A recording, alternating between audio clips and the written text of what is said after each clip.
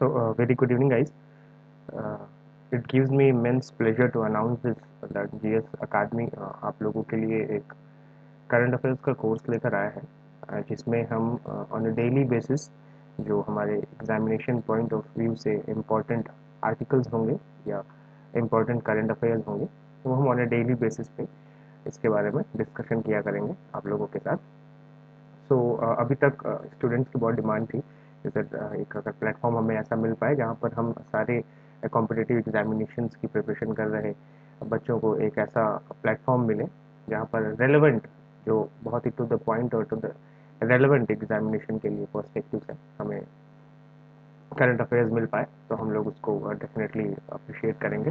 तो उसी के तहत ये एक प्रयास है हम लोगों का। We have tried to bring the best out of us, right. So without wasting a lot of time will just start कि हम फिलहाल के लिए हम लोग द हिंदू, जो एक बहुत ही रेप्यूटेड और प्रेस्टिजियस न्यूज़पेपर है, जिसमें अधिकांश सारे एग्जामिनेशन में when it comes to civil services, चाहे वो स्टेट का हो चाहे वो सेंटर का हो, तो हम उसके बारे में जब भी बात करते हैं तो वो एग्जामिनेशन पर्सपेक्टिव से बहुत इंपॉर्टेंट होता है हमारे लिए। तो हम लोग द हिंदू स्टार्ट करेंगे आज। और शुरुआत में मैं चाहता हूँ कि आप लोग एक बार ये समझ लें कि हमें द हिंदू को कैसे अप्रोच करना है, how do we need to approach the examination perspective से। क्योंकि कई बार ऐसा होता है कि बच्चों को ये समझ नहीं आता कि हमें इस पेपर में क्या पढ़ना है और कितना पढ़ना है, राइट। सो रेलेवेंसी, जो भी एग्जामिनेशन पर्सपेक्टिव से आपके रेलेवेंट हैं चीज़ें इस हिंदू न्यूज़पेपर में, हम सिर्फ उसी की बात करेंगे गाइस, ठीक है। तो रेलेवेंसी हम कैसे जानते हैं? There are two aspects of understanding the relevant point of views. पहली चीज है कि देयर विल बी सिलेबस। आप जिस भी एग्जामिनेशन की प्रिपरेशन कर रहे होंगे उसके लिए एक सिलेबस होगा आपके पास। तो first thing will be syllabus and the second thing will be the previous year questions, right. So syllabus and previous year questions हमारे लिए रेलेवेंट इंफॉर्मेशन को फाइंड आउट करने में, ट्रिम करने में मदद करेंगे, राइट। मैं स्टार्ट करता हूँ, आपको एक ब्रीफ देता हूँ कि कैसे हम लोग ये फाइंड आउट करेंगे कि क्या हमारे लिए इंपॉर्टेंट है, क्या रेलेवेंट है। और उसके साथ साथ हम ये भी फाइंड आउट कर पाएंगे इसमें कि जो हमारा स्टैटिक पोर्शन है, यानी कि जो स्टैटिक चीज़ें हैं, वो हम अपने करंट अफेयर्स की मदद से उसको भी कैसे on a regular basis revise करते रहें, राइट। अब स्टार्ट करते हैं। So the first thing, we are taking the newspaper of 6 और हम उसमें स्टार्ट कर रहे हैं। तो जो पहला न्यूज़ आर्टिकल है वो है the campaigning ends in 94 Lok Sabha constituencies. आज की डेट में हम पूरा न्यूज़पेपर देखेंगे बिकॉज मैं आप लोगों को ये बताना चाहता हूँ कि आपको कौन से आर्टिकल्स को बिल्कुल नहीं पढ़ना है और आर्टिकल्स जो पढ़ने भी हैं वो कितना पढ़ना है, उसमें से क्या रिलेवेंट इन्फॉर्मेशन आपको अपने लिए लेनी है, राइट। जैसा कि आप देख पा रहे होंगे, the first thing is campaigning ends in 94 Lok Sabha constituencies. तो आप सब जानते हैं कि अभी हमारे देश में लोकसभा के जनरल इलेक्शंस चल रहे हैं, और इसके लिए एक मॉडल कोड ऑफ कंडक्ट भी अभी चल रहा है, लागू हो रखा है। तो आप देखेंगे कि इस आर्टिकल को पढ़ने के बाद जो आपको सबसे पहली चीज फाइंड आउट करनी है और रिवाइज करनी है, that is going to be the Lok Sabha constituencies, कि लोकसभा कॉन्स्टिट्यूएंसीज क्या होती हैं, राइट।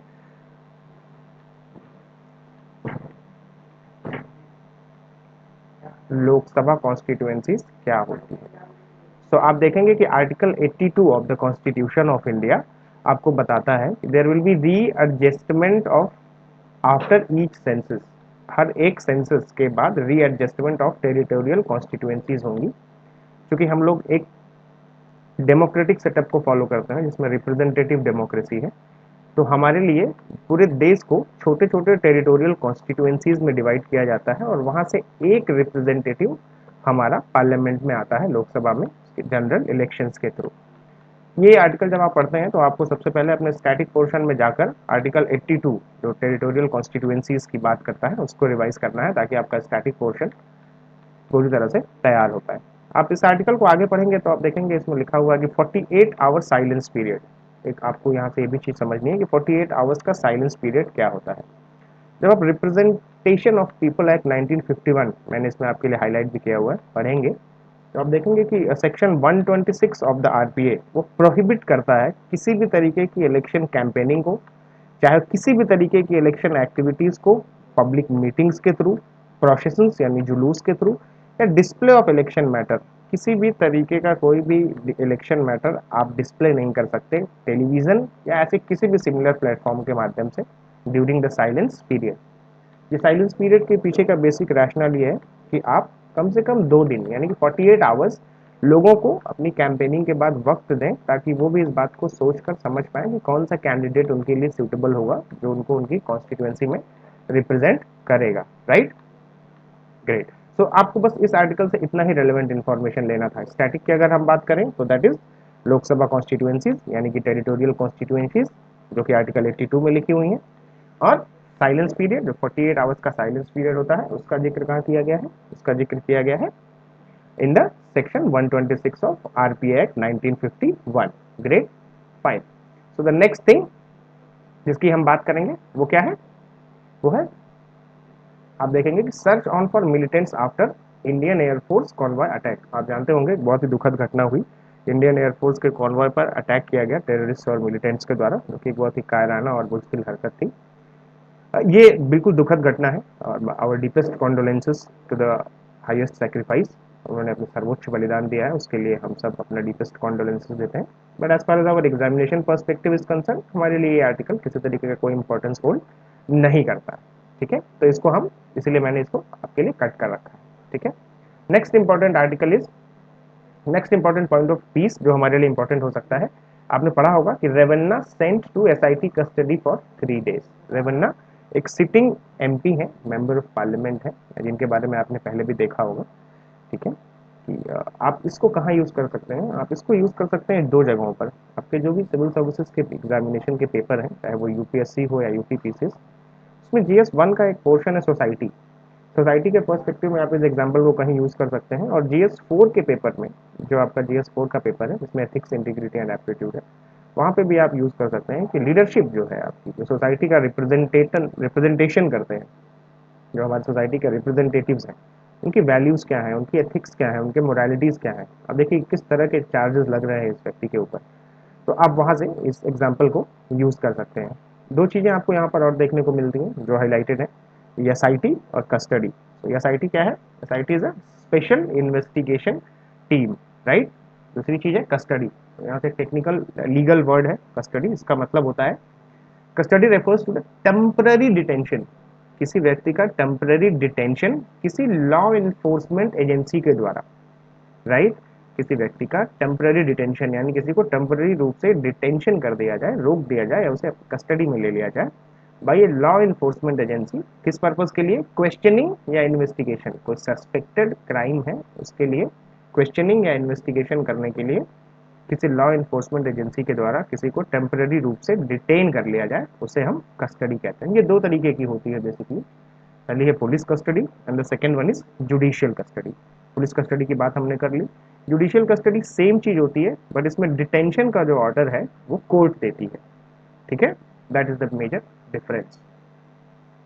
रिमांड, रिमांड की बात भी कर लेते हैं, इसमें मैंने वो भी आपके लिए हाईलाइट किया है। तो रिमांड भी एक टेक्निकल लीगल वर्ड है जिसका मतलब होता है कि एक व्यक्ति जो ऑलरेडी कस्टडी में है उसका टेम्पररी डिटेंशन कोर्ट ऑर्डर के द्वारा, ठीक है, कोर्ट ऑर्डर के द्वारा एक टेम्पररी डिटेंशन, जैसे रिमांड में भेजा गया है एसआईटी की, तो ऑलरेडी आप कस्टडी में है लेकिन एक स्पेशल इन्वेस्टिगेशन टीम के रिमांड में आपको भेजा गया है, आपको उसकी कस्टडी में भेजा गया है, उस टेक्निकल वर्ड को हम रिमांड कहते हैं। राइट, इसके नीचे जब हम आएंगे गाइस तो आप देखेंगे कि हमें देखने को मिलता है कि Bengal governor asked staffers to ignore summons.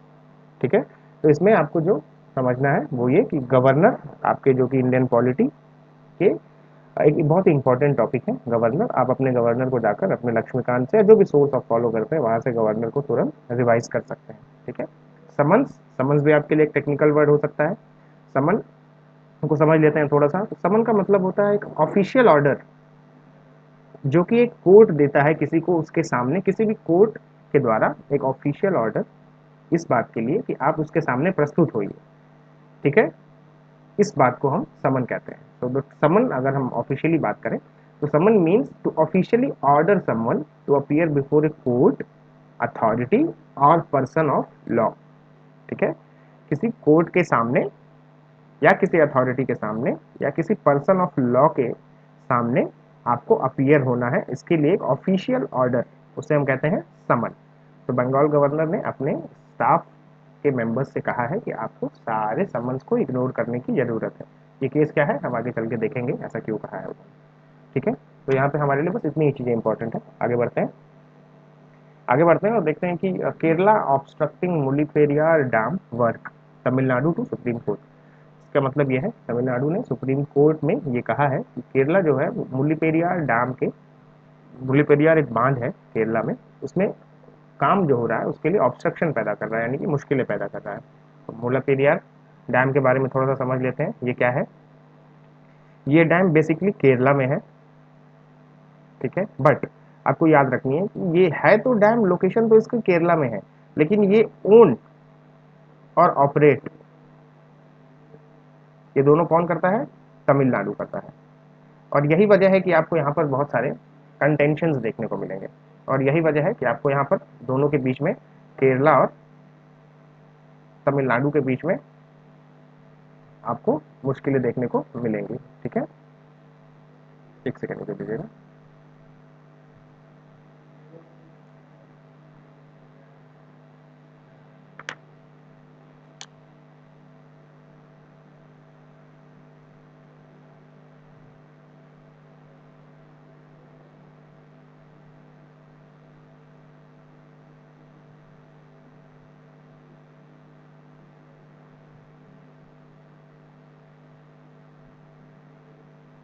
हाँ, तो हम बात कर रहे थे मुल्ला पेरियार डैम की।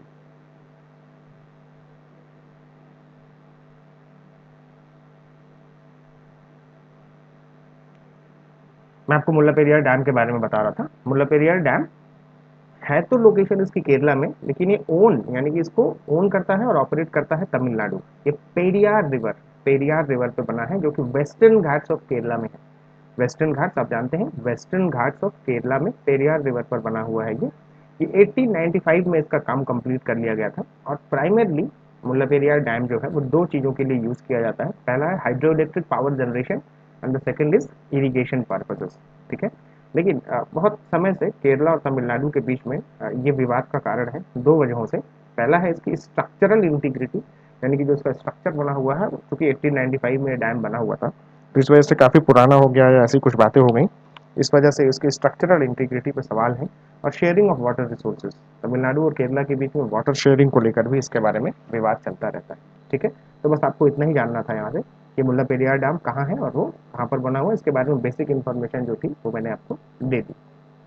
सुप्रीम कोर्ट मैंने वो भी आपके लिए हाईलाइट किया हुआ है, क्यों किया हुआ है, क्योंकि मैं चाहता हूँ कि आप एक बार सुप्रीम कोर्ट को भी अपने स्टैटिक पोर्शन में, जो सुप्रीम कोर्ट है, जो कि आपके पार्ट 5 में आता है, आर्टिकल 124 से 147 के बीच में, आप उसको जाकर एक बार पूरी तरह से डिटेल में, और जो भी सोर्स आप फॉलो करते हैं उससे रिवाइज कर लें। ठीक है, अभी जो आर्टिकल है हमारा वो है PwDs to get quotas on all train irrespective of concessional fares, यानी कि पर्सन विद फिजिकल डिसेबिलिटीज जो है उन्हें कोटा मिलेगा on all train irrespective of concessional fares. Concessional fares के अलावा भी उन्हें कोटा मिलेगा। कोटा कहाँ से मिलता है, तो मैं चाहता हूँ कि आप एक बार फिर से जाकर अपना पूरा आर्टिकल 14 राइट टू इक्वालिटी जो है, आर्टिकल 14 से लेकर आर्टिकल 18 पूरा एक बार रिवाइज कर लें, तो आप उसमें आर्टिकल 16 में देखेंगे कि जो भी socially and economically backward classes हैं, एजुकेशनली बैकवर्ड क्लासेस हैं, उनको कोटा देने की या उनको अफर्मेटिव एक्शन करने की बात होती है। ठीक है, नेक्स्ट पेज पे चलते हैं। अब आप देखिए नेक्स्ट पेज पे आपके लिए कोई भी इंपॉर्टेंट आर्टिकल नहीं है जो आपके एग्जाम पॉइंट ऑफ व्यू से इंपॉर्टेंट हो, इसलिए हमने इसको आपके लिए पूरी तरह से कट कर दिया है। यही तरीका है, आप देखिए कि किस तरह से आप अपने टाइम को बचा सकते हैं, किस तरह से आप इस बात को आइडेंटिफाई कर सकते हैं। For example, BJP shielding all corrupt leaders आप एट वॉकेथन। आपने ऐसा कहा है कि बीजेपी सारे करप्ट लीडर्स, पार्टी बीजेपी जो है वो सारे लोगों को, ऐसे लोगों, करप्ट लोगों को इलेक्शन के मैदान में उतार रही है। आप बताइए कि एग्जामिनेशन पॉइंट ऑफ व्यू से आपका क्या लेना देना है इससे, ना आपके प्रीलिम्स के लिए एग्जाम ये इंपॉर्टेंट है, ना ही मेंस के लिए इंपॉर्टेंट है। So keeping that in mind, we are not going to waste our any moment on these kind of topics, right? Same with the next article also. 2.5 lakh new voters added. That is also not going to give any detail to us. तो वो भी हम skip कर रहे हैं। ठीक इसी तरह हम आगे जा रहे हैं। देखिए अगला आर्टिकल जो है वो भी वही रेवन्ना जी पर है। हु सेंट, इसमें लिखा हुआ है कि Revanna sent to 3 day SIT custody, that is blue corner notice issued against son. ठीक है, तो इसमें हमारे लिए एक चीज जानने वाली है जो टेक्निकल है कि ब्लू कॉर्नर नोटिस क्या होती है। ठीक है, तो मैं आपको समझा देता हूँ एक बार कि ब्लू कॉर्नर नोटिस बेसिकली क्या होती है, राइट। सो ब्लू कॉर्नर नोटिस एक ऐसी नोटिस है जो इंटरपोल द्वारा इशू की जाती है टू कलेक्ट एडिशनल इंफॉर्मेशन, एक व्यक्ति के आइडेंटिटी, लोकेशन और उससे रिलेटेड जो क्राइम उसने किया है उससे रिलेटेड कोई एक्टिविटी के बारे में कोई एडिशनल इंफॉर्मेशन रिलेट करने के लिए, फाइंड आउट करने के लिए ब्लू कॉर्नर नोटिस इशू की जाती है इंटरपोल के द्वारा। एक बार फिर से मैं आपको बता देता हूँ। तो ब्लू कॉर्नर नोटिस इंटरपोल के द्वारा इशू की जाती है to collect additional information about a person's identity, एक व्यक्ति के आइडेंटिटी को लेकर, उस व्यक्ति के लोकेशन को लेकर और कोई ऐसी एक्टिविटीज जो उस क्राइम से रिलेटेड हो, उन सारी चीजों को लेकर हम ब्लू कॉर्नर नोटिस इशू करते हैं, राइट।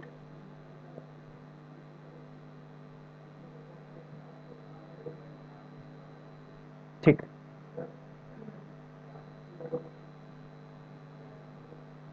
अगला आर्टिकल देखते हैं गाइस। अब आप देखिए इसके बगल में जो आर्टिकल है वो सब जितना मैंने आपके लिए कट कर रखा है पहले, वो आपके लिए बिल्कुल भी इंपॉर्टेंस नहीं रखता है। अगले आर्टिकल में Congress moves EC against BJP video targeting Muslims, ये एक इंपॉर्टेंट आर्टिकल आपके लिए हो सकता है, क्योंकि आप यहाँ पे इलेक्शन कमीशन के बारे में फाइंड आउट कर रहे हैं। तो आप इलेक्शन कमीशन जाएं और अपना पूरा इलेक्शन कमीशन जो पार्ट 15 में है इलेक्शन, आर्टिकल 124 से 129 उसको पूरी तरह से रिवाइज कर लें। ये आपको यहाँ से करना होता है न्यूज़पेपर पढ़ने के बाद, ये आपको अपनी तरफ से मेहनत करनी पड़ती है।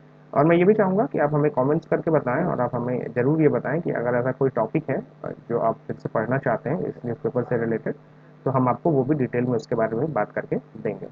अगला आर्टिकल है जिसमें हम बात करेंगे डिस्ट्रेस माइग्रेशन और रिवर इरोजन की इश्यूज अहेड ऑफ पोल इन मालदा और मुर्शिदाबाद। हमारे लिए यहाँ पे इंपॉर्टेंट जो है वो सिर्फ यही है जो अंडरलाइन है, क्या है, distress migration and river erosion. तो ये दो चीज़ें आप नोट डाउन कर लीजिए, पहला तो डिस्ट्रेस माइग्रेशन क्या होता है और दूसरा रिवर इरोजन, क्योंकि हिंदू के न्यूज़पेपर में आया है आर्टिकल इतना बड़ा, तो कहीं ना कहीं यूपीएससी कभी ना कभी या यूपीपीसीएस इस बारे में पूछ सकता है आपके मेंस में कि व्हाट इज डिस्ट्रेस माइग्रेशन। जैसा कि वर्ड्स इटसेल्फ इज एक्सप्लेनेटरी, कि किसी मुश्किल की वजह से, किसी परेशानी का सामना करने की वजह से अगर कोई व्यक्ति को माइग्रेट होना पड़ रहा है उस जगह से, फॉर एग्जांपल एम्प्लॉयमेंट अपॉर्चुनिटी अगर उसके पास नहीं है, जॉब करने की कैपेसिटी उसको उस जगह पे नहीं मिल रही है जहाँ वो रहता है, तो उसको माइग्रेट करना पड़ेगा। यही चीज़ इसमें लिखी हुई है। रिवर इरोजन, नदियों का जो इरोजन है वो कैसे हो रहा है, तो वो आपकी ज्योग्राफी का एक बहुत इंपॉर्टेंट पार्ट हो सकता है। तो आपको रिवर इरोजन भी अपने ज्योग्राफी में एक बार अच्छे से रिवाइज करना होगा। एक और इंपॉर्टेंट चीज मैंने आपको ये हाईलाइट की हुई है अंदर, वो है चार्स, CHARS, क्या होते हैं चार्स, ठीक है। तो आप देखेंगे कि चार्स क्या होते हैं, चार्स होते हैं रिवर आइलैंड्स। कौन से river islands, so chars are river islands formed by silt, जो सिल्ट जमा होती है नदियों में, उसकी वजह से सिल्ट जमा होने की वजह से जो आइलैंड बन जाता है उसे हम चार्स कहते हैं, राइट। ग्रेट, नेक्स्ट आर्टिकल की तरफ आगे बढ़े क्या हम। नेक्स्ट आर्टिकल है गाइस हमारा editorial, which is a very बहुत इंपॉर्टेंट तो मैं नहीं कहूँगा, बट हाँ चूंकि इसको दुष्यंत दवे जी ने लिखा है जो कि सीनियर एडवोकेट हैं और सुप्रीम कोर्ट के फॉर्मर प्रेसिडेंट भी रह चुके हैं सुप्रीम कोर्ट बार एसोसिएशन के। इसमें ये जिक्र करते हैं कि मॉडल कोड ऑफ कंडक्ट, इसके बारे में आप सब जानते हैं, मॉडल कोड ऑफ कंडक्ट एक सीरीज, एक सेट ऑफ गाइडलाइंस होती हैं जो कि election commission of India release करता है उस वक्त जब देश में जनरल इलेक्शन या किसी भी तरीके के इलेक्शन हो रहे हों, ठीक है। तो मॉडल कोड ऑफ कंडक्ट के दौरान जो भी पॉलिटिकल पार्टीज हैं और उनके जो भी रिप्रेजेंटेटिव्स चुनाव लड़ रहे हैं, इलेक्शन लड़ रहे हैं, उनके लिए एक सर्टेन सेट ऑफ गाइडलाइंस आती हैं कि आपको उसी तरीके से बर्ताव करना है और आपको उसी तरीके से अपने आप को कंडक्ट करना है। उसमें कुछ फाउल प्ले उन्हें दिख रहा है, जो prime minister of the country mister Narendra Modi, उनकी जो स्पीचेस हैं उसमें उन्हें कुछ फाउल चीज़ें दिख रही हैं, उसमें उन्हें लग रहा है कि ये बहुत सटीक नहीं है, मॉडल कोड ऑफ कंडक्ट का कहीं ना कहीं उल्लंघन है। यही बात दुष्यंत जवी जी इसमें कहते हैं। ये मैं आपको ब्रीफली थोड़ा सा समझा देता हूँ कि इसमें इन्होंने क्या बात की है। इसमें इन्होंने बेसिकली दो मैनिफेस्टो उसकी बात की है। पहला मैनिफेस्टो है कांग्रेस का, जिसका नाम न्याय पत्र रखा गया है, जिसमें उन्होंने बहुत ही डाइवर्स टॉपिक्स की बात की है, अगर आप न्यूज़पेपर पढ़ेंगे या आप सामने देख पा रहे हो। इक्विटी की बात की उन्होंने, रिलीजियस एंड लिंग्विस्टिक माइनॉरिटीज़ की बात की है कांग्रेस ने अपने शपथ पत्र में, मैनिफेस्टो में।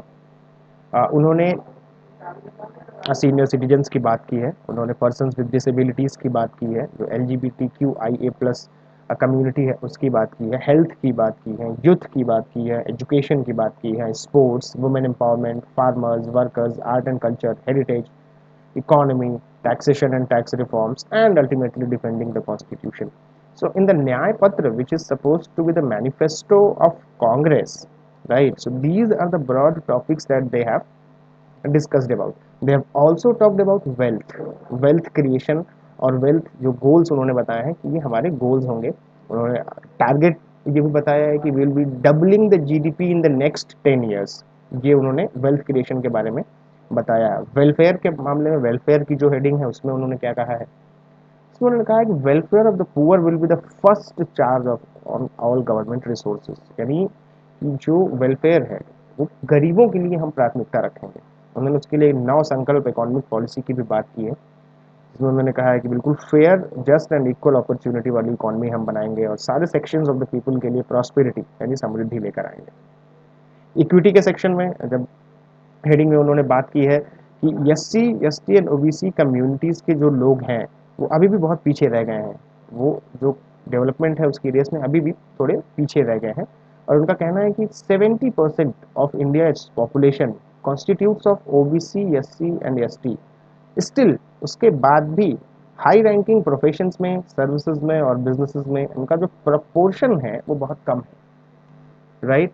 और यही बात वो कहते हैं कि हम नव संकल्प इकोनॉमिक पॉलिसी में इक्विटेबल डिस्ट्रीब्यूशन करेंगे जो परसेंटेज है. और इसी बात को वो आगे बढ़ाते हुए सोशियो इकोनॉमिक कास्ट सेंसस की बात करते हैं कि हम ये पता लगाएंगे कि इस सोसाइटी में सोशियो इकोनॉमिक कास्ट सेंसस के बाद हमें ये पता लगेगा कि कौन से कास्ट सोसाइटी में कितना इकोनॉमिक तरीके से वो डेवलप्ड है, और उसी हिसाब से हम आगे की पॉलिसीज को गवर्न करेंगे, पॉलिसीज को बनाएंगे, राइट. उसमें उन्होंने कहा है कि based on the data of the socio economic caste census we will strengthen the agenda for affirmative action, right. So basically उन्होंने कुछ नई बात नहीं कही है, इसमें लिखा भी है दवे जी ने कि manifesto equals the preamble of the constitution, जो हमारे देश का प्रेम्बल है. सो बेसिकली हम प्रेम्बल की ही बात कर रहे हैं, प्रेम्बल को ही इन्होंने उसमें अपने पूरी तरह से लिख दिया है, ठीक है. आगे देख लेते हैं. और हाँ, फिर आप आर्टिकल 39 की बात कर लीजिए जो directive principles of state policy है, चाहे आर्टिकल 38 की बात कर लीजिए. सो ओवरऑल आर्टिकल 38, आर्टिकल 39 जो हमारे directive principles of state policy हैं, जो ये हमें बताते हैं, जो स्टेट को ये बताते हैं कि स्टेट को किस तरीके के कार्य अपने सिटीजन्स के लिए करने चाहिए, या जब भी स्टेट किसी भी तरीके की कोई गवर्नमेंट पॉलिसी ला रहा हो या लॉ बना रहा हो तो उन्हें किन चीज़ों का ध्यान रखना चाहिए, वही सारी चीज़ों को ध्यान में रखते हुए उसी संविधान से, उसी directive principles of state policy से उठाकर संकल्प अपने न्याय पत्र में कांग्रेस ने अपने मैनिफेस्टो में ये सारी चीज़ें लिख दी हैं. अगली बात करते हैं दुष्यंत दवे जी बीजेपी की, बीजेपी के मैनिफेस्टो की, जिसका नाम संकल्प पत्र है, ठीक है. तो कांग्रेस का जो मैनिफेस्टो है उसका नाम है न्याय पत्र, और जो बीजेपी का मैनिफेस्टो है उसका नाम है संकल्प पत्र. तो संकल्प पत्र यानी बीजेपी के मैनिफेस्टो की शुरुआत होती है पिछले 10 साल के गुड गवर्नेंस और विकास से. उसमें उन्होंने टाइटल रखा है गरीब परिवारजन, और उसमें बताया है उन्होंने कि 80 करोड़ से ज़्यादा नागरिकों को हमने फ्री राशन दिए हैं 2020 से पीएम गरीब कल्याण अन्न योजना के तहत, ठीक है. इसमें उन्होंने ये भी बताया है कि तकरीबन 34 लाख करोड़ रुपए हमने डायरेक्टली ट्रांसफर किए हैं उनके अकाउंट्स में. ये भी बताया है बीजेपी ने कि हमने 34 करोड़ सिटीजन्स को फ्री हेल्थ इंश्योरेंस दी है अंडर आयुष्मान योजना, आयुष्मान भारत योजना. 4 करोड़ से ज़्यादा फैमिलीज को पक्का मकान दिए हैं, ये भी इन्होंने बीजेपी ने हमें इसमें बताया है, राइट, ठीक है. अब बात करते हैं कि तो दवे जी आगे इसमें कहते हैं कि देश में कोई भी ऐसा कानून नहीं है जो मैनिफेस्टो बनाने की आपकी जो कला है, यानी कि आप मैनिफेस्टो अगर कोई पॉलिटिकल पार्टीज बनाती हैं तो उसमें क्या चीज़ें आप लिख सकते हैं, क्या नहीं लिख सकते हैं, किस तरीके से आप मैनिफेस्टो बनाएंगे, इसको गवर्न करने के लिए कोई लॉ नहीं है, कोई कानून देश में नहीं है. लेकिन सुप्रीम कोर्ट ने एक जजमेंट में in S Subramaniam Balaji versus government of Tamil Nadu and others 2013, इसमें सुप्रीम कोर्ट ने ये कहा है कि absence of a law to govern the contents of election manifesto, और the Supreme Court also directed the Election Commission to frame guidelines in consultation with all recognized political parties. मतलब जो S Subramaniam Balaji versus government of Tamil Nadu 2013 का case है, उसमें supreme court ने इस बात से बड़ी नाराजगी जताई कि हमारे देश में इलेक्शन मैनिफेस्टो बनाने के लिए, इलेक्शन मैनिफेस्टो को गवर्न करने के लिए, उसके कंटेंट्स को गवर्न करने के लिए कोई लॉ नहीं है. इस बात में उन्होंने खेद जताया और इलेक्शन कमीशन ऑफ इंडिया को ये गाइडलाइंस दी, डायरेक्ट किया कि आप एक सारे पार्टीज से, सारे पॉलिटिकल पार्टीज से आप कंसल्टेशन करिए और उसके बाद एक गाइडलाइंस फ्रेम करिए और फिर आप बताइए कि इस तरह से आप मैनिफेस्टो बना सकते हैं। इलेक्शन कमीशन ने इसके लिए 2013 अगस्त 2013 में मीटिंग्स भी की बहुत सारी पॉलिटिकल पार्टीज के साथ, और उसके बाद 2 अप्रैल 2015, अप्रैल 24 2015 को उन्होंने एक इशू भी किया, instructions to political parties on manifestos. एक इशू भी किया, क्या इशू किया इलेक्शन कमीशन ने? Instructions to political parties on manifestos 2015 में। आउटलाइनिंग, उसमें क्या लिखा? गाइडलाइंस ऑन इलेक्शन मैनिफेस्टोज, जिसमें कहा गया although the law is obvious that the promises in the election manifesto cannot be, although the law is obvious that the promises in the election manifesto cannot be construed as corrupt practice under section 123 of the Representation of People Act, the reality cannot be ruled out. The distribution of freebies of any kind undoubtedly influences all people, states the root of free and fair elections to a large degree। ठीक है, आगे बात करते हैं इसमें कि model code of conduct जो 2024 इस इलेक्शन के लिए जो model code of conduct issue किया इलेक्शन कमीशन ने, उसमें कहा है जनरल कंडक्ट हेडिंग में दैट नो पार्टी और candidate shall include in any activity which may aggravate existing differences or create mutual hatred or cause tension between different castes and communities, religious or linguistic। ठीक है, आगे बात की है कि criticism of other political parties when made shall be confined to their policies and programmes. ये कहा, कहने का मतलब ये है कि अगर किसी पॉलिटिकल पार्टी का आप क्रिटिसिज्म कर रहे हैं तो वो कन्फाइंड होगा, वो दायरे में रहेगा। किसके दायरे में आप रहेंगे? उस पार्टी के पॉलिसीज के बारे में, उस पार्टी के प्रोग्राम के बारे में, उस पार्टी के पास्ट रिकॉर्ड के बारे में एंड उसके काम के बारे में। इसके अलावा कोई और बात आप नहीं करेंगे। ठीक है, और ये भी कहा है कि आप व्यक्तियों के प्राइवेट स्फीयर यानी कि उनके प्राइवेट बातों के बारे में आप कोई चर्चा नहीं करेंगे इसमें। ठीक है, ओके। तो आगे देखते हैं कि एक सीरीज ऑफ जजमेंट्स, 1996 का दौर था जब एक सीरीज ऑफ जजमेंट्स में सुप्रीम कोर्ट ने ये कहा कि speeches of religious nature to influence voters as corrupt practices, यानी कि रिलीजियस नेचर, धार्मिक नेचर का कोई भी स्पीच अगर वोटर्स को प्रभावित करने के लिए दिया जाता है तो उसे हम करप्ट प्रैक्टिसेस की श्रेणी में रखेंगे। ठीक है, इसका एक एग्जाम्पल भी इसमें लिखा हुआ है बाल ठाकरे जी का संबंधित।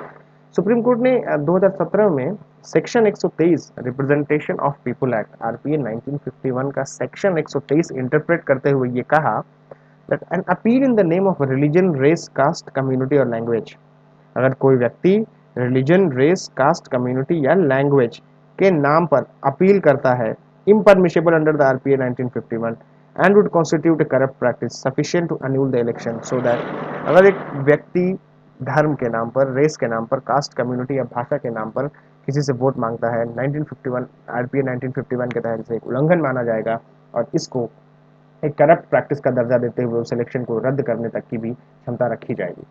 ठीक है, तो बेसिकली यही एक बात है। वो मैनिफेस्टो को लेकर दुष्यंत दवे जी ने कहा है कि आप मैनिफेस्टो में कुछ भी लिख देते हैं बट ये एक तरीका बहुत सही नहीं है। ठीक है, और इसमें हमने ये भी देखा कि सुप्रीम कोर्ट की क्या गाइडलाइंस और जजमेंट। अगला एक इंपॉर्टेंट आर्टिकल हम इसमें देखते हैं कि it is time to operationalise the Indian defence university. अब देखेंगे कि हमारे देश में कोई डिफेंस यूनिवर्सिटी पर्टिकुलरली नहीं है। आप देखिए इसमें एडमिरल करमवीर सिंह जो कि पूरा इसके पहले naval 24th chief of naval staff रह चुके हैं, फॉर्मर चेयरमैन भी हैं नेशनल मैरीटाइम फाउंडेशन के, इन्होंने ये कहा है, ये बात की शुरुआत करते हैं एक ग्रीक थिंकर हैं थुसीडाइडस, उनकी बात से, जिसमें कहते हैं कि a nation which makes a distinction between its scholars and its warriors will have its thinking done by cowards and its fighting done by fools। मतलब ये कहते हैं कि एक ऐसा राष्ट्र जो अपने स्कॉलर्स यानी अपने विद्वानों के बीच में और अपने वॉरियर्स यानी अपने योद्धाओं के बीच में फर्क करेगा, डिस्टिंक्शन करेगा, बहुत जल्द ही आप देखेंगे कि उस देश में जो सोच विचार का काम होगा, जो थिंकिंग का काम होगा, वो कवार्ड्स कर रहे होंगे। कवार्ड्स का मतलब जो डरपोक हैं, जो कमजोर हैं, जो बुजदिल हैं, वो सोचने विचारने का कार्य कर रहे होंगे। एंड इट्स फाइटिंग, और उस देश के लिए अगर कोई योद्धा लड़ रहा होगा तो वो कौन होगा? वो मूर्ख होगा। इसके पीछे का लॉजिक क्या है? ये हम फिलोसॉफिकल बात इन्होंने कही है। आप देखेंगे कि प्लेटो और एरिस्टोटल ने भी जब डेमोक्रेसी की बात की तो ऐसी बात की, प्लेटो ने भी ये कहा है कि इधर a king should be a philosopher और a philosopher should be a king. तो इसका बहुत ही चिंतन करने वाली बात है। आगे ये कहते हैं कि बहुत सारे नेशंस ऐसे रहे हैं देश में जिनके पास डिफेंस, दुनिया में जिनके पास डिफेंस यूनिवर्सिटीज़ हैं जो प्रमोट करती हैं academic rigour and strategic thinking, यानी कि आपको पढ़ाई लिखाई के साथ साथ स्ट्रैटेजिक थिंकिंग, रणनीतिक तरीके से सोचना, ये भी आपको सिखाया जाता है। अगर बात करें हमारे नेबरहुड की, तो पाकिस्तान के पास 2 डिफेंस यूनिवर्सिटीज़ हैं, चाइना के पास 3 है, बट आप देखेंगे कि एक ऑस्ट्रेलियन स्ट्रेटेजिक पॉलिसी इंस्टीट्यूट है जो कि रिसर्च इंस्टीट्यूट है, इसने कहा है कि चाइना के पास तकरीबन 60 से ज़्यादा ऐसी चाइनीज़ यूनिवर्सिटीज़ हैं जो कि मिलिट्री और सिक्योरिटी लिंकेजेस रखती हैं। समझ पा रहे हैं?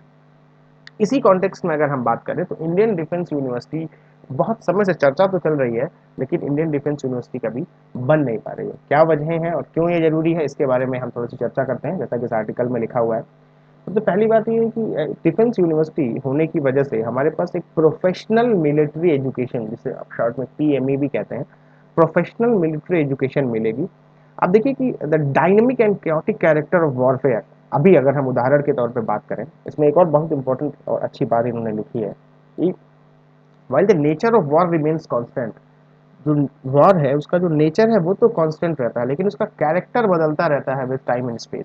टाइम के साथ, डेवलपमेंट के साथ और परिस्थितियों के साथ वॉर का कैरेक्टर बदलता रहता है, और उसकी वजह से हमारे जो एजुकेशन है, जो एकेडमिक प्रिपरेशन है, वो भी बदलनी चाहिए। हमारे सिक्योरिटी चैलेंजेस जो है वो भी बदल जाते हैं, और इसी वजह से हमारी जो प्रिपरेशन है वो भी बदलनी चाहिए, और उसी के लिए हमारे लिए इंपॉर्टेंट बात हो जाती है एक प्रोफेशनल मिलिट्री एजुकेशन, और उसी प्रोफेशनल मिलिट्री एजुकेशन के लिए इंपॉर्टेंट हो जाता है एक डिफेंस यूनिवर्सिटी। राइट? ठीक है। तो यही मेजर बात करते हैं, और इसमें हम देखेंगे कि वो स्ट्रक्चरल रिफॉर्म्स की बात करते हैं, और इसमें अमेरिका के भी एक एग्जांपल लिखा गया है जो मैंने आपके लिए अंडरलाइन किया है, इसको भी पढ़ के एक बार देख सकते हैं। और स्लो प्रोग्रेस, इंडिया में बहुत दिन से इसकी बात चल रही है, ऐसा नहीं कि ये कुछ नया हमारे इंडिया में बात चल रहा है। आप देखेंगे कि इंडियन आर्म फोर्सेस की अगर मैं बात करूं, इसमें लिखा हुआ है कि इंडियन आर्म फोर्सेस की अगर हम बात करें तो डेफिनेटली हमें एक ब्रॉड बेस्ड एजुकेशन सिस्टम की ज़रूरत है, और ये रियलाइजेशन हमें हुआ भी 1967 में, जब हमारे चीफ ऑफ स्टाफ ने एक कमेटी मूव की जिसमें ये कहा गया कि एक डिफेंस यूनिवर्सिटीज़ बननी चाहिए। ठीक है। 1982 में भी एक स्टडी ग्रुप कंस्टिट्यूट किया गया इसी चीफ ऑफ स्टाफ कमेटी के द्वारा, जिसमें फिर से एम्फेसिस किया गया कि एक अपेक्स एजुकेशनल बॉडी होनी चाहिए, एक एजुकेशनल बॉडी आर्म फोर्सेस के लिए सिर्फ in the form of Indian defence university होनी चाहिए।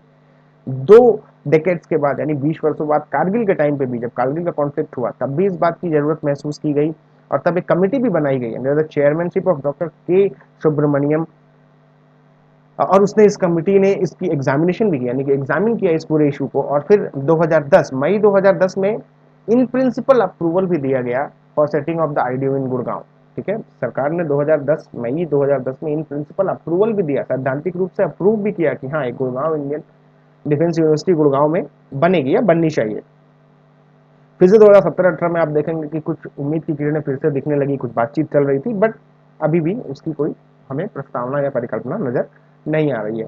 ठीक है। हाँ, ये बिल्कुल सही बात है कि हमारे पास world class training and education system institutions हैं, हमारी इंडियन आर्म फोर्सेस के पास वर्ल्ड क्लास ट्रेनिंग और एजुकेशन इंस्टीट्यूशंस हैं जो कि बहुत ही वास्ट और rich ecosystem of professional training provide करते हैं। बट उसके बाद भी एक ओवरआर्किंग इंटीग्रेटेड फ्रेमवर्क और मल्टी डिसिप्लिनरी अप्रोच की अगर हम बात करें कि इन सबको कलेक्ट करके एक स्ट्रेटेजिक तरीके से एक ओवरआर्किंग इंटीग्रेटेड फॉर्म फ्रेमवर्क, वो हमारे पास नहीं है जो कि स्ट्रेटेजिक थिंकिंग और मल्टी डिसिप्लिनरी अप्रोच को हमें हमारे डिफेंस सर्विसेज को दे पाए। इसकी वजह से उसकी एक बड़ी नीड हमेशा हमें महसूस होती रहती है। ये भी कहा जा रहा है कि उसमें जो मिक्स ऑफ एकेडमिशियंस होंगे, अगर हम इंडियन डिफेंस यूनिवर्सिटी की परिकल्पना कर रहे हैं तो उसमें हम कह रहे हैं कि एक मिक्स ऑफ एकेडमिशियंस, यानी कि जो शिक्षक हैं वो, उसके साथ साथ serving and retired officers from military and civil services, यानी कि मिलिट्री और सिविल सर्विसेज के ऑफिसर्स भी हों उसमें अलॉन्ग विद एकेडमिशियंस। तब उन्हें वो थियरी जो होती है, जो थियरी एकेडमिशियंस पढ़ाते हैं, और जो सर्विंग ऑफिसर्स और रिटायर्ड ऑफिसर्स प्रैक्टिकलिटी देखते हैं, प्रैक्टिस में क्या हो रहा है, वॉरफेयर में क्या हो रहा है, जमीन पर उतर के क्या हो रहा है, उसका जो मिक्स होगा, वो दोनों की जो यूनिटी होगी, उसकी वजह से जो इंडियन डिफेंस यूनिवर्सिटी में जो चीज़ें पढ़ेंगे हमारे फ्यूचर ऑफिसर्स, वो जो बाहर निकल कर आएंगे, वो चीज़ें बड़ी शानदार होंगी, वो बिल्कुल रियल परिस्थिति को हैंडल कर पाने में बेहतर तरीके से इक्विप्ड होंगे। ठीक है। तो आगे वो यही कहते हैं कि an idea whose time has come, ये एक आइडिया था, एक बहुत ही शानदार आइडिया है इंडियन डिफेंस यूनिवर्सिटी का, जिसका वक्त शायद आ गया है और अब ये बनना ही चाहिए। आगे वो ये भी कहते हैं कि गुजरात में राष्ट्रीय रक्षा यूनिवर्सिटी बनने के बाद कुछ लोगों का ऐसा कहना है कि हम इसे शायद इंडियन डिफेंस यूनिवर्सिटी की तरह काउंट कर सकते हैं, या हम इसे इंडियन डिफेंस यूनिवर्सिटी की तरह देख सकते हैं, जिसपे एडमिरल करमवीर सिंह साहब खंडन भी करते हैं। वो कहते हैं कि हम इसे इसलिए डिफेंस यूनिवर्सिटी की तरह नहीं देख सकते क्योंकि आरआरयू एक्ट यानी कि राष्ट्रीय रक्षा यूनिवर्सिटी का जो एक्ट है वो डिफेंस से रिलेटेड एजुकेशन को अपने ऑब्जेक्टिव्स में शामिल नहीं करता है, और ना ही इसका करिकुलम पूरी तरह से मिलिट्री रिक्वायरमेंट्स पे फोकस्ड है। ठीक है, ये दोनों चीजों की वजह से ऐसा होता है। ठीक है, सो ओवरऑल हमने क्या देखा कि एक इंडियन डिफेंस यूनिवर्सिटी की रिक्वायरमेंट है, और इसके लिए एडमिरल करमवीर साहब ने एक आर्टिकल लिखा है। हमने देखा पाकिस्तान में 2, चाइना में 3 और इस तरीके की यूनिवर्सिटीज़ हैं, और हमें इसकी आवश्यकता क्यों पड़ती है इसके बारे में इसमें लिखा हुआ है। तो एक मेंस के रिप्रेजेंटेशन में, मेंस जब आप प्रिपेयर कर रहे हैं अपना, खास करके डिफेंस से रिलेटेड या इंडियन सिक्योरिटी रिलेटेड, तो आप इसको एक बार अपने दिमाग में रख सकते हैं कि हाँ, इंडियन डिफेंस यूनिवर्सिटी हमारे पास होनी चाहिए। ठीक है, अगला ओपिनियन का पेपर है, पेज है, तो उसमें हम make the poor richer without making the rich poor, ये हमारे लिए बहुत इंपॉर्टेंट आर्टिकल नहीं है, इसलिए हमने इसको कट किया हुआ है।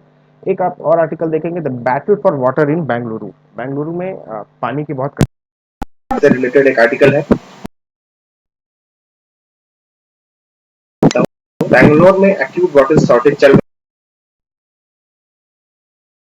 है। आप देखेंगे कि इसकी वजह से जो वाटर सप्लाईज हैं शॉर्टेज की वजह से वो डिस्टर्ब हो चुकी हैं। प्राइसेस बहुत बढ़ गए हैं टैंकर के, जो टैंकर से पानी आता है, तकरीबन 80% इन्फ्लेशन, यानी कि 80% तक इन्फ्लेट हो चुकी हैं प्राइसेस। और ये भी कहा जा रहा है कि ये क्राइसिस जो है वो सिर्फ मिसमैनेजमेंट की वजह से नहीं हुआ है, बल्कि ये जियोग्राफिकल चैलेंजेस, उसके साथ साथ अनप्लान्ड अर्बनाइजेशन, इन दोनों का एक कॉम्प्लेक्स इंटरप्ले है। यानी कि जियोग्राफिकल चैलेंजेस जो बैंगलोर के अपने हैं वो तो है ही है, इसके साथ साथ अनप्लान्ड अर्बनाइजेशन यानी कि गवर्नमेंट का भी डायरेक्ट रोल है, इन दोनों की वजह से ऐसा हो रहा है।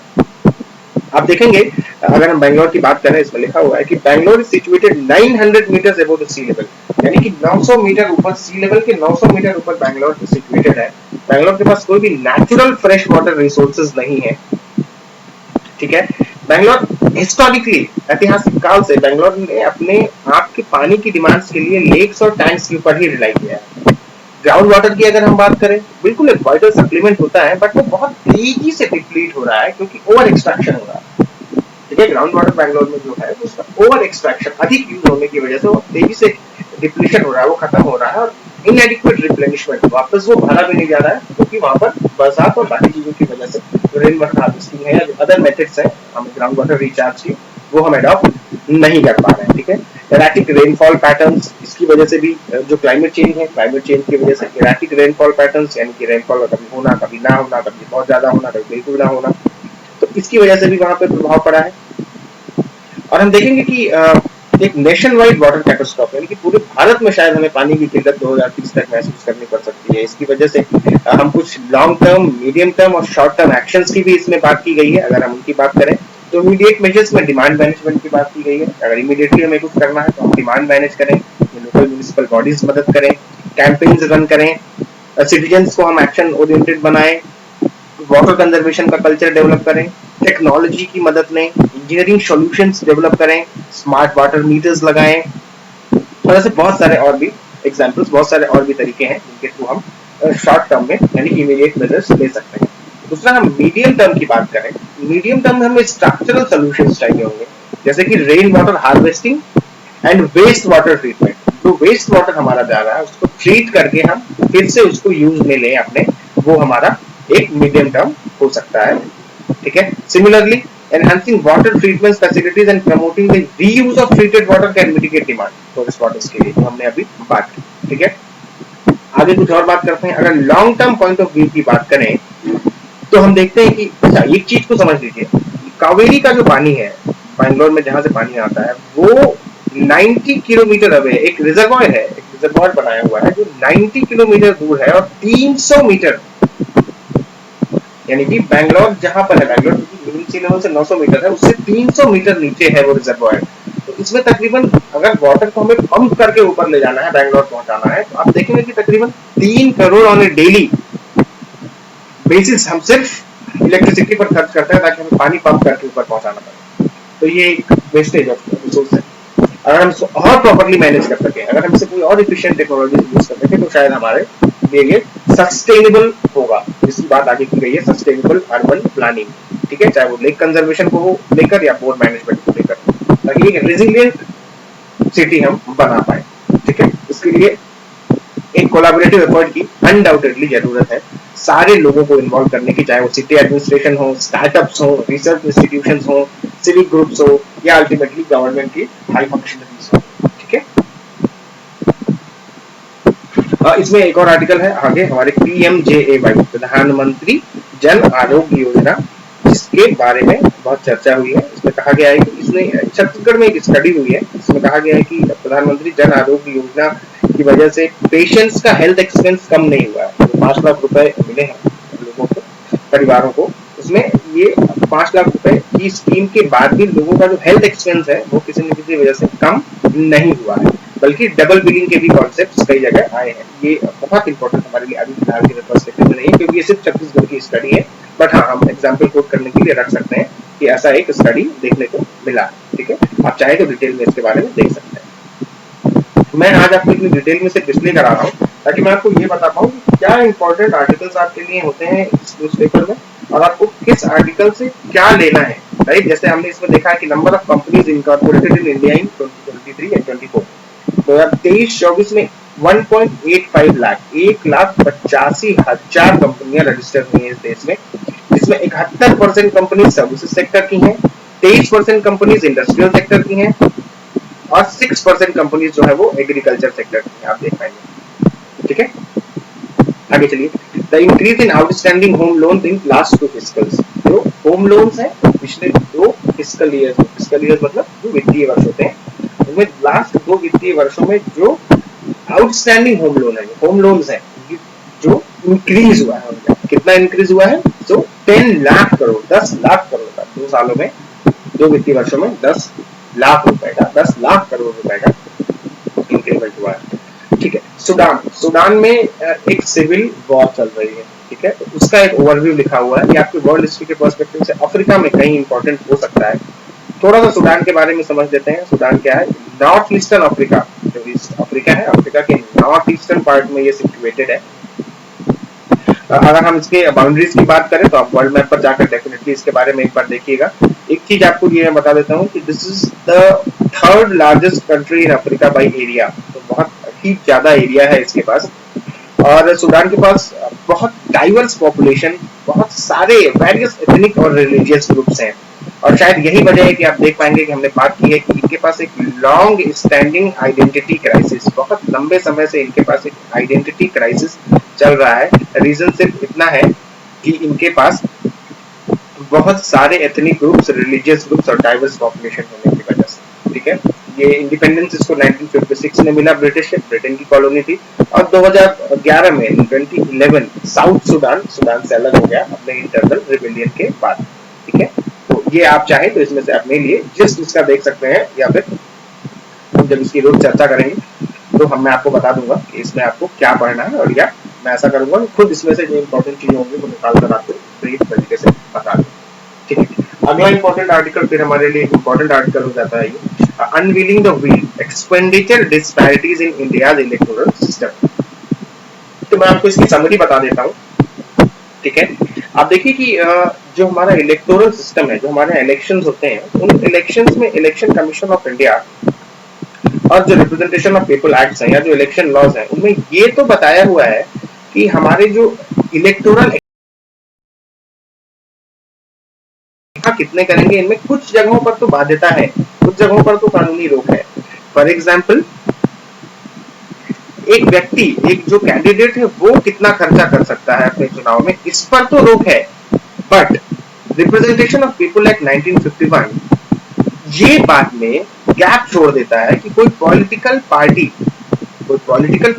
अपने व्यक्ति को, किसी कैंडिडेट को चुनाव लड़ाने के लिए कितना पैसा खर्चा कर सकती है, या कोई थर्ड पार्टी कैंपेनर या स्पेंडर, कोई थर्ड पार्टी है जिसका उससे कोई लेना देना नहीं है, वो शायद उसका सपोर्टर है पॉलिटिकल पार्टी का या उस कैंडिडेट का, वो कितना खर्चा कर सकता है।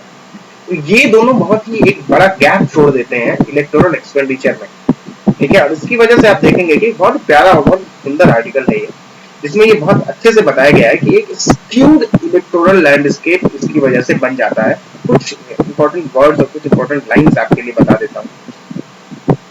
अब देखिए कि एक्सपेंडिचर लिमिट्स क्यों इंपॉर्टेंट है। एक्सपेंडिचर लिमिट्स बहुत ही वाइटल हैं फ्री और फेयर इलेक्शंस कराने के लिए एक कंट्री में, क्योंकि अदरवाइज अगर आपके पास पैसा है और आप पैसे की वजह से चुनाव जीतना चाहते हैं तो फिर एक फाइनेंशियल आर्म्स रेस हो जाएगी, राइट, एक फाइनेंशियल रेस जिसमें पैसा जिसके पास ज्यादा है वो चुनाव जीतेगा। और ऐसा नहीं है कि ऐसे लॉज नहीं है। More than 65 countries around the world including US, UK, Canada and Brazil have A cap on election expenditure of political party.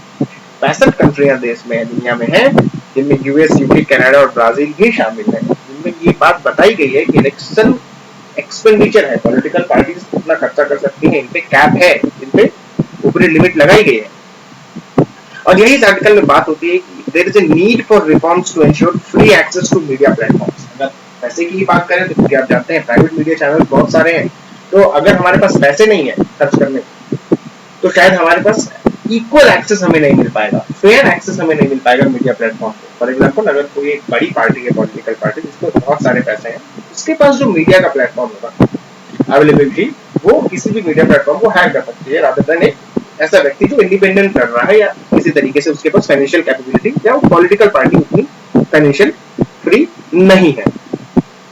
ठीक है, सो क्या होगा अगर हम इस ऑब्जर्वेशन से अगर हम ध्यान में रखें तो ये बहुत इंपॉर्टेंट है to ensure that political actors compete based on their ideas not on the depth of their pockets. इससे ये करना इसलिए बहुत इंपॉर्टेंट है ताकि हम ये एंश्योर कर सकें कि जो भी व्यक्ति राजनीति में आ रहा है, हमारा रिप्रेजेंटेटिव बनने जा रहा है, वो अपने आइडियाज की ताकत के दम पर, अपने आइडियाज जो है, जो उसकी वैल्यूज हैं, जो देश के लिए करना चाहता है या फिर टेरिटोरियल कॉन्स्टिट्यूएंसी के लिए करना चाहता है, उन आइडियाज की ताकत की बदौलत वो अपनी बात जनता को बताए और उसके दम पर वो चुनकर आए rather than depth of their pockets. Depth of their pockets मतलब कितना गहरा है उसका पॉकेट, यानी कि कितना पैसा है उसके पास, इसकी बदौलत वो चुनकर ना आए। अदरवाइज फिर हमारे पार्लियामेंट उस तरह से चलेगा और हमारे पार्लियामेंट में वो कानून नहीं बन पाएगा, राइट।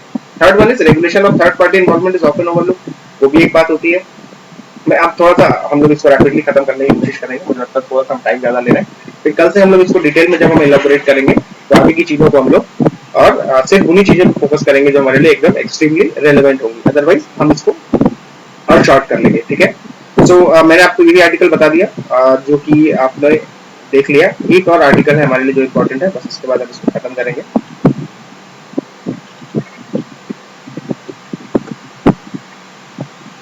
ठीक है, तो एक और चीज है ये evaluation of bids for navy submarine disc, जिसमें आपको बस याद रखना है कि प्रोजेक्ट 75I चल रहा है जो कि तकरीबन 43,000 करोड़ का प्रोजेक्ट है और ये इंडियन नेवी का प्रोजेक्ट है जिसमें हम कुछ सबमरीन्स को लेने की बात कर रहे हैं इससे रिलेटेड। बस अभी फिलहाल के लिए आप इतना याद रखिए। एक चीज और देख लीजिए, EC orders transfer of Andhra Pradesh DGP to other officers. ठीक है, तो इलेक्शन कमीशन ने क्यों ऑर्डर किया है, क्योंकि जब मॉडल कोड ऑफ कंडक्ट हमारे देश में चल रहा होता है जनरल इलेक्शंस के टाइम पे, तो उस समय सारी पावर जो है एडमिनिस्ट्रेटिव एग्जीक्यूटिव वो किसके पास आ जाती है, इलेक्शन कमीशन के पास आ जाती है, इसलिए उन्होंने ही ऑर्डर दिया है ट्रांसफर करने के लिए। ठीक है, हमने बात की थी शुरुआत में ही, ignore any summons by police, Bengal governor to staffers. ठीक है, इसमें आप गवर्नर को जाकर पढ़ लीजिए एक बार, आर्टिकल 153 से 162 के बीच में, और आप आर्टिकल 361 क्लॉज 2 और 3 भी पढ़िए जो पार्ट 19 मिसलेनियस का पार्ट है, जिसमें प्रोटेक्शन मिलती है प्रेसिडेंट और गवर्नर्स को क्रिमिनल केसेस, सिविल केसेस में किसी भी तरीके की किसी हर तरीके की इम्यूनिटी उन्हें मिलती है। एक और वर्ड इसमें आया हुआ प्रेम्बल, आई सजेस्ट कि आप प्रेम्बल भी जाकर एक बार अपने कॉन्स्टिट्यूशन या इंडियन पॉलिटी के सोर्स से एक बार उसको पूरी तरह से पढ़ लें। रूल ऑफ लॉ आपने डेफिनेटली पढ़ा होगा, आर्टिकल 12 और 13 जब पढ़ा होगा उसको एक बार रिवाइज कर लें। India has stringent norms for pesticide residue limits. आप जानते होंगे कि हांगकांग में और सिंगापुर में हमारे देश के कुछ इंडियन ब्रांड्स हैं, एमडीएच और एवरेस्ट, इन्होंने एक पेस्टिसाइड है इथाइलिन ऑक्साइड, जो मसाले ये एक्सपोर्ट करते थे उनमें इथाइलिन ऑक्साइड की मात्रा ज्यादा पाए जाने की वजह से हांगकांग के फूड रेगुलेटर ने और सिंगापुर के फूड रेगुलेटर ने इसे बैन किया है। और एफएसएसआई और इंडियन गवर्नमेंट ने ये कहा है कि ऐसा कुछ भी नहीं है, हमारे जो भी स्टैंडर्ड्स हैं, मैक्सिमम रेसिड्यू लिमिट्स जो हैं, वो हमारी one of the most stringent standards हैं पूरी दुनिया में, और ऐसा कुछ भी नहीं है, हमारी तरफ से सब कुछ चेक करके ही भेजा जाता है, मगर आपको कुछ लग रहा है तो आप एक बार चेक कर सकते हैं। ठीक है, इसी तरीके से ये सारी वो न्यूज है जो हमारे लिए एग्जामिनेशन पॉइंट ऑफ व्यू से बिल्कुल भी रेलेवेंट नहीं है, इसलिए मैंने इनको पूरी तरह से आपके लिए कट कर दिया। राइट गाइस, सो बस आज के लिए इतना रहने देते हैं, और आगे फिर हम लोग, मैं आपको एक बार कंप्लीट कर देता हूँ, अच्छा ये दिखा देता हूँ और क्या क्या आप इसमें इम्पोर्टेंट तरीके से पढ़ सकते हैं, बाकी हम लोग आगे फिर कल से इसको और ब्रीफली समराइज फॉर्म में डिस्कस करेंगे। ठीक है, ये मनी वाइज का एक चैप्टर है, इसमें आप देख सकते हैं एक वर्ड है हुब्रिस्टिक बायस। हुब्रिस्टिक बायस आप ध्यान रखिएगा कि कहीं अगर आपसे कभी यूपीएससी ने पूछ लिया कि hubristic bias word often seen in news relates to, तो आप सिर्फ इतना याद रखिए, नोट डाउन कर लीजिए कि hubristic bias is one of the most common bias identified while investing. So this is something related to investment, right? Retail investors या investment से related है। एक चीज और है asset allocation answers investing dilemmas, या सिर्फ जनरल नॉलेज को बढ़ाने के लिए, इसलिए मैंने बहुत बेसिक चीजों को हाईलाइट किया है। ये बाकी सब कुछ आपके लिए रेलेवेंट है एग्जामिनेशन पॉइंट ऑफ व्यू से। आगे चलेंगे, द हिंदू में वर्ल्ड आएगा, और पनामा, पनामा आप देख लीजिए जाकर वर्ल्ड मैप में कि पनामा कहाँ पर है, सेंट्रल अमेरिकन कंट्री है, इसके प्रेसिडेंट कौन है, क्या बेसिक इन्फॉर्मेशन आपको पनामा के बारे में हो जाए। सेम तरीके से आप इजराइल और लेबनान के बारे में, क्योंकि ये चल रहा है, ये बात काफी दिनों से वॉर भी चल रही है। एक और इम्पोर्टेंट बात है कि एक्टर बर्नार्ड बिल, आप अपने टाइटैनिक देखी होगी, लॉर्ड ऑफ द रिंग्स देखी होगी, तो टाइटैनिक में जो शिप लेकर जो कैप्टन डूब जाते हैं उनका नाम है बर्नार्ड हिल, वाज एक्टर, उनकी 79 ईयर्स में डेथ हो गई है। और चाइना के जो प्रीमियर हैं जी जिनपिंग, वो फ्रांस गए हुए हैं, मैक्रोन जो वहाँ के प्रेसिडेंट हैं उनसे बातचीत करने यूक्रेन के विषय पे और कुछ और विषयों पर। 60 वर्ष आज पूरे हो गए चाइना और पेरिस, यानी कि बीजिंग और पेरिस के डिप्लोमेटिक रिलेशन को उसमें वो गए हुए हैं। यहाँ से एक और चीज आपको देखने मिल सकती है कि ओरली एयरपोर्ट, ओरली एयरपोर्ट कहाँ पर है, ओरली एयरपोर्ट, ये ओरली एयरपोर्ट आपका पेरिस में है। ये एक इम्पोर्टेंट बात आपके लिए ज्योग्राफी के पर्सपेक्टिव से हो सकती है, बाकी कुछ भी इसमें आपके लिए काम का नहीं है। ये मैंने आपको आज पूरा न्यूज़पेपर इसीलिए दिखाया ताकि आप ये समझ पाए कि पूरे न्यूज़पेपर में क्या चीजें आपके लिए इम्पोर्टेंट होती हैं, और ये तो आपके लिए 4 सेक्शन अगर आपको इंटरेस्ट है तो आप पढ़िए, otherwise examination point of view से कोई इम्पोर्टेंट इसका रोल नहीं। Great, so guys that will be all from our and. ठीक है, इसके आगे फिर हम लोग और कल मिलेंगे एक अगला न्यूज़पेपर लेके, और आप कमेंट्स में और अपने जो भी रिस्पॉन्स है उसमें हमें बताइएगा कि आपको और क्या चीजें इसमें हम एफिशिएंटली इम्प्रूव कर सकते हैं ताकि हम उसको और बेहतर तरीके से आपको कैटर कर सकें। Thank you so much, and I wish you all the very best.